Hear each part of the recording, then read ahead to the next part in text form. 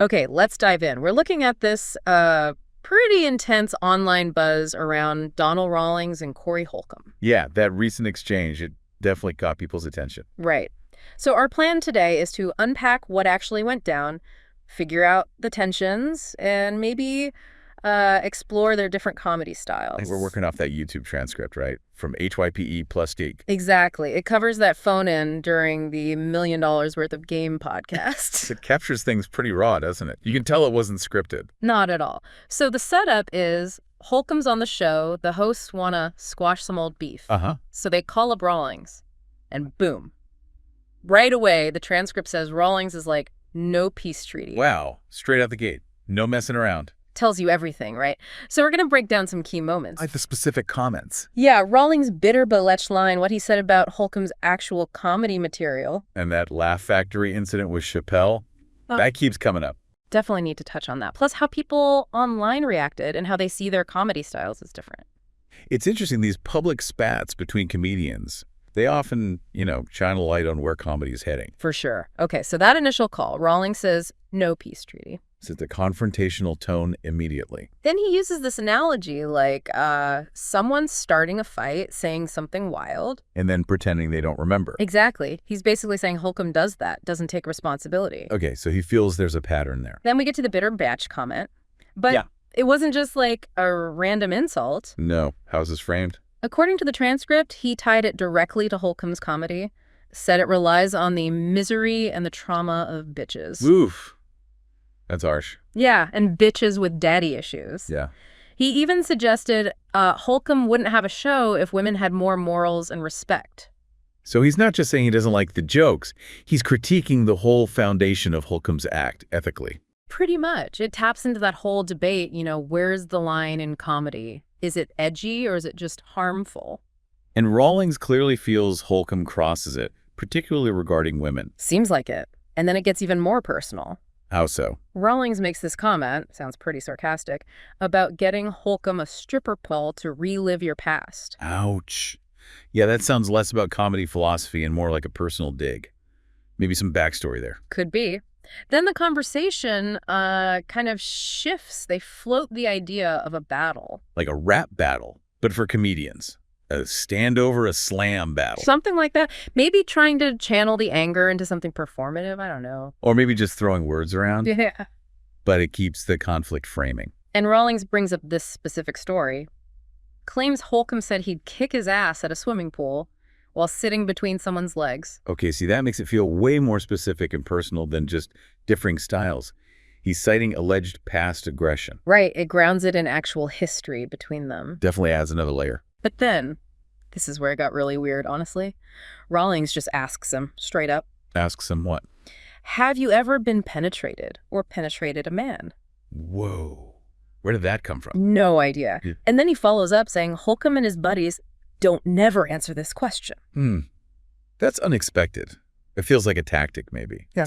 To throw him off balance or challenge him on a really personal, uncomfortable level. Could be. It's definitely provocative, shifts the whole focus away from the comedy again. Yeah, it really does. But the transcript also notes, interestingly, that they'd seen each other before this at a mall. Oh, yeah.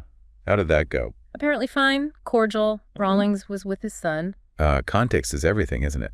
Public place, kid presence, different dynamic. Totally different. Yep. Which just highlights how this podcast setting, aimed at addressing the beef, probably brought it all to the surface. Makes sense. A contained environment versus a public space. And the source does suggest maybe their core difference is just their approach to stand-up. Their artistic philosophies clashing. Yeah. Maybe it's less personal animosity and more just fundamental disagreement about what comedy should even be. That happens a lot in creative fields, right? Yeah. Different views on the art form itself can lead to major friction. Absolutely. Which brings us back to that Laugh Factory thing. This was last year. Right. What exactly happened there? Holcomb went on stage after Rawlings, and apparently he mentioned Dave Chappelle. Okay. Why is that significant? Well, Rawlings is famously close with Chappelle, and Rawlings was still in the audience. Ah. So he heard it. And reacted. Yeah. Vocally from the audience. Oh, wow. That's a breach of etiquette usually, isn't it? Heckling another comic. Big time. And it led to them going back and forth right there in front of everyone. Holcomb called Rawlings a mild comedian. Ouch. Calling another comic mild in public. That's rough. Yeah. And the transcript marks that moment as when things were never the same between them. So that incident was really the flashpoint. The public disrespect, the specific insult. It tracks. Seems like it. And the fallout spilled online after this recent podcast call? Gilly from the show. $1 million worth of game, yeah. He posted something like, "This was the craziest shit I've ever been a part of." Said he wanted peace. Understandable hosting that call. Right. But how did the wider audience react? That's where it gets interesting. The transcript says loads of comments seem to side with Rawlings. Really? Even Holcomb fans? Yeah, it quotes some self-proclaimed Holcomb fans saying Rawlings got the better of him this time. Wow. Social media acting like a scorecard in real time. Totally. We see comments like, "Darnell cooked them from long distance." Okay, direct. Another one, "Corey comebacks weren't funny at all, lol, but Darnell always funny."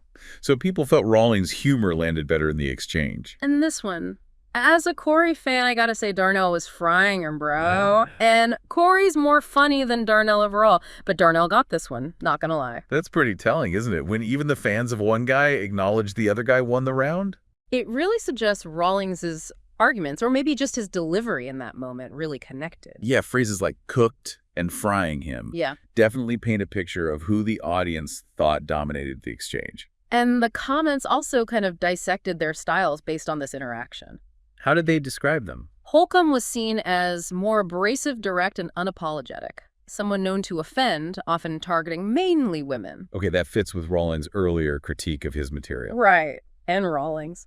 His style was pegged as observational, slightly more welcoming and inclusive, and crucially, he pokes fun at no one group specifically. So, quite different approaches. One confrontational and potentially offensive, the other more observational and broad. Exactly. Holcomb's style maybe relies more on shock, pushing boundaries, while Rawlings finds humor in everyday stuff, more relatability perhaps. And those fundamental differences, abrasive versus observational, they probably fuel the fire, right? They likely just don't get or maybe don't respect the other's whole approach to comedy. Seems very likely. So it all circles back to that question in the HYP Plus transcript.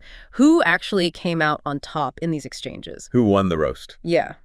And based purely on this transcript, the immediate online reaction, it leans heavily towards Rawlings having the upper hand here.